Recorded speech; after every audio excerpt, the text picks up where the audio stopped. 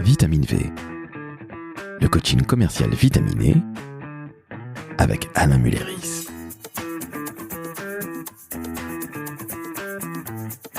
Salut Alain. Bonjour Laurent. Comment ça va? Mais super bien.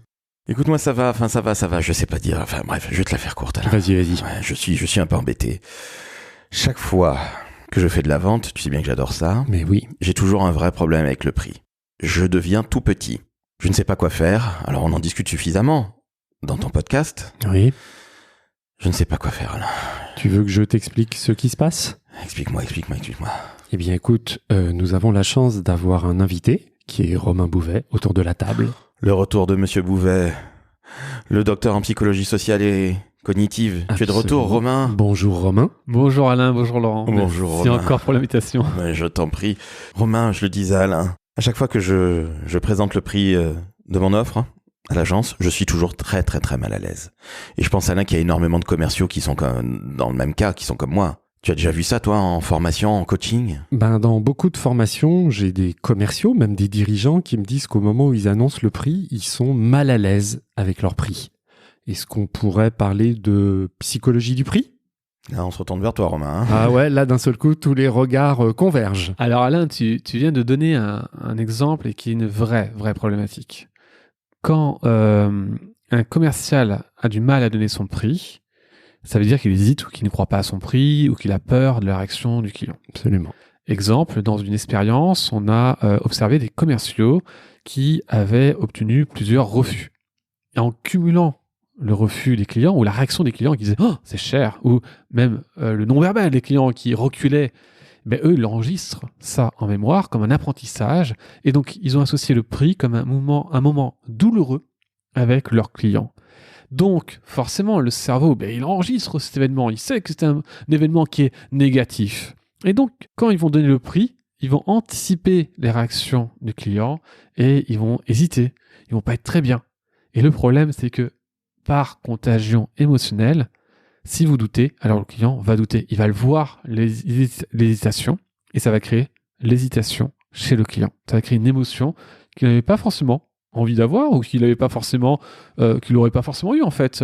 Il était prêt à entendre probablement même le prix.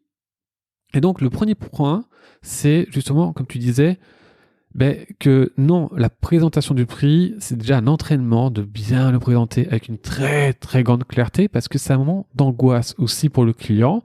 Quand on observe le client, il sait que le prix va arriver, il va se dire j'espère que c'est dans mes moyens parce que j'aime bien cette solution. Donc pour lui aussi c'est angoissant. Donc c'est un moment angoissant finalement pour les deux. Mais pourtant, le commercial doit être vraiment parfait à bien présenter l'offre de façon assez convaincu, sans aucun problème dans la conversation, parce que s'il hésite, alors il crée le doute chez le client, comme tu l'as très bien dit.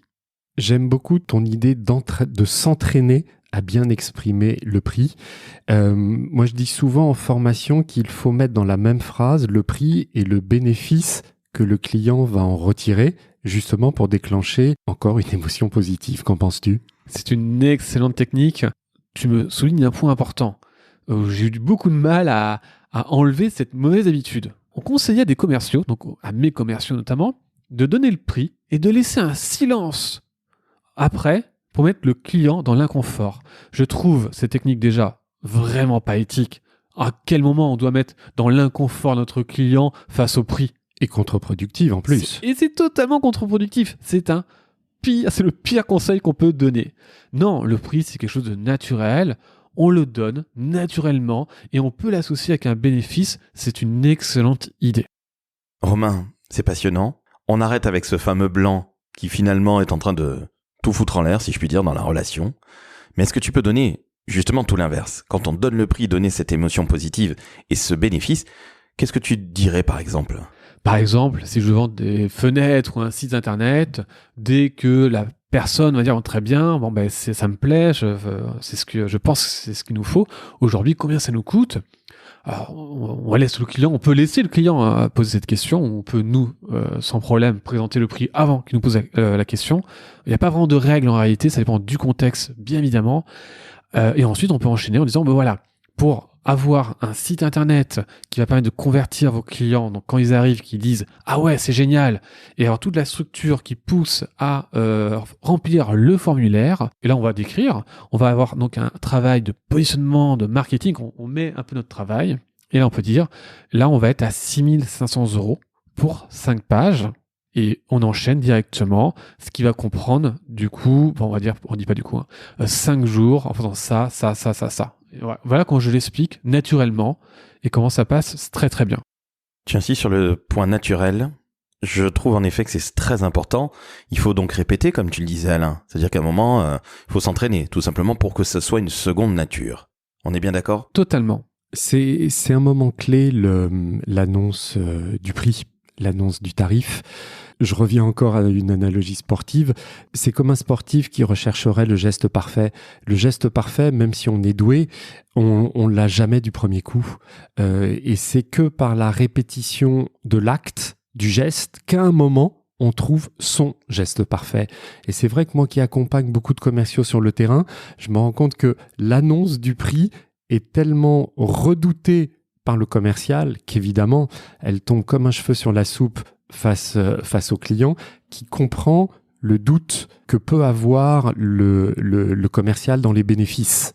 En somme, le manque de confiance du commercial en son prix et en lui-même quelque part, ou son entreprise, ou son produit, met le zombie dans la tête du client, c'est ça Romain ? Exactement. Et je voudrais avancer quelque chose de plus. Il y a certains commerciaux dans certaines entreprises qui peuvent avoir des doutes légitimes sur la tarification, parce qu'ils n'entrent absolument pas en compte, c'est pas eux qui décident de la tarification. Et je trouve que c'est un vrai travail qui doit être fait entre les managers, entre la direction et les commerciaux, pour expliquer la tarification et que les commerciaux comprennent que c'est pas un truc qui a été décidé comme ça sur un coin de table, que ça a été réfléchi, que ça peut-être d'ailleurs été testé, j'espère que ça a été testé en amont, pour rassurer avant tout les forces de vente, pour que les forces de vente transmettent en fait le même message, le message positif. Plus le commercial va être en confiance, plus le prospect va ressentir cette confiance. Et je vais rebondir sur un élément important. Tu as dit que il faut qu'ils comprennent déjà la tarification. Et ça souligne un autre biais qu'on a observé, on l'a appelé l'assassin invisible. Ça veut dire que la vente pour nous était parfaite, tout était nickel, les émotions étaient nickel, on envoie le devis, on présente le prix, et pourtant la vente ne se fait pas. Et on ne comprenait pas pourquoi, parce que émotionnellement, tout était parfait. Sauf qu'il y a quelque chose qu'on ne voyait pas, c'était que quand la personne ne comprend pas directement le prix, ne comprend pas l'offre directement, ça crée un doute. Donc ça veut dire « Ah oui, mais je ne comprends pas le prix ». Et parfois même, le client ne va même pas le dire. Et ce doute crée le doute de manière générale sur l'offre. Le cerveau est très très faible, il fait des liens très rapidement. Doute égale doute sur l'offre. Et on a vu qu'il fallait être très clair sur la façon de présenter son offre et sur le prix. Exemple, les salles de sport qui parfois présentent des prix, on ne comprend rien. Et ils ne comprennent pas pourquoi ça ne marchait pas. En simplifiant leur tarification, ils ont augmenté les ventes. Donc c'est un point très important, il faut que, l'offre soit très claire et bien expliquer ce qu'elle comprend.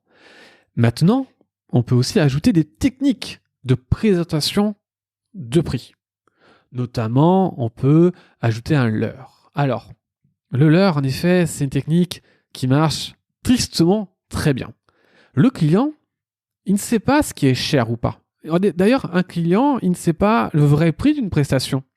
Une formation commerciale, ça peut être 800 €, 2000 €, 9000 €. En fait, rien nous dit combien coûte une prestation commerciale. On ne sait pas évaluer une voiture. Par contre, on sait comparer une voiture. On sait qu'une voiture 6 cylindres est plus chère qu'une voiture 4 cylindres. Ça, parce que notre cerveau aime comparer, il sait comparer. Imaginons, on a dans un cinéma, on veut prendre des pop-corn et on a deux propositions. Une à 3 € et l'autre à 7 €. On a le grand à 7 et le petit à 3. On hésite, on ne sait pas. Ah, l'hésitation, ça crée de l'incertitude. L'incertitude fait diminuer les ventes parce qu'on déteste tout simplement regretter. On ne supporte pas. C'est la pire émotion dans le cerveau, c'est le regret. Donc on a deux choix. Le choix à 3, le choix à 7 €. Quel est le bon choix ? Ici, nous allons aider le client à choisir. On va rajouter une offre médium à 6,50 €. Donc on a l'offre à 3 €, 6,50 € et 7 €. Mais du coup, l'offre à 7 € devient extrêmement séduisante. On fait une affaire. Pour 0,5 centimes de plus, j'ai le grand format. Ça nous rassure, ça réduit l'incertitude et on augmente les ventes. Parce que du coup, on va réduire l'incertitude. L'incertitude, c'est le premier critère, un critère super important à réduire pour faire les ventes. Ça, on a vu. Incertitude égale diminution des ventes. Alors, je vais donner un exemple plus concret. Noël. On veut acheter un nouvel iPhone. On a l'iPhone 15 à 969 €. Sympa. On a l'iPhone 14 à 869 €. Qui va acheter l'iPhone 14 alors que pour 100 € de plus, vous avez le 15 ? Bien sûr.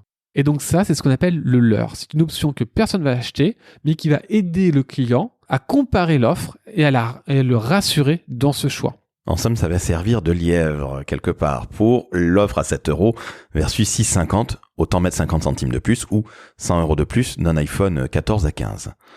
Malinx. C'est un beau déclencheur. Mais c'est carrément un déclencheur en effet parce que c'est ce qui te permet de te sentir rassuré par le fait que tu ne te sois pas fait avoir. Justement, c'est ce dont tu parlais. Exactement, on réduit l'incertitude. Eh bien, messieurs, je crois qu'on va se quitter là-dessus. Sur les pop-corns, sur les téléphones mobiles. Moi qui devenais un lilliputien lorsque j'annonçais le prix à mes prospects ou mes clients, eh bien, je me sens une sorte de Hulk. Une sorte de Jedi de la vente. Merci à toi, Romain. Merci beaucoup. Je t'en prie. Alain, comment tu te sens, toi ? Toi, tu te sentais très à l'aise avec le prix, moi pas du tout. Ben, moi, je me sens hyper à l'aise maintenant. Hein. Alors moi, j'étais assez à l'aise avec l'annonce du prix et la psychologie du prix.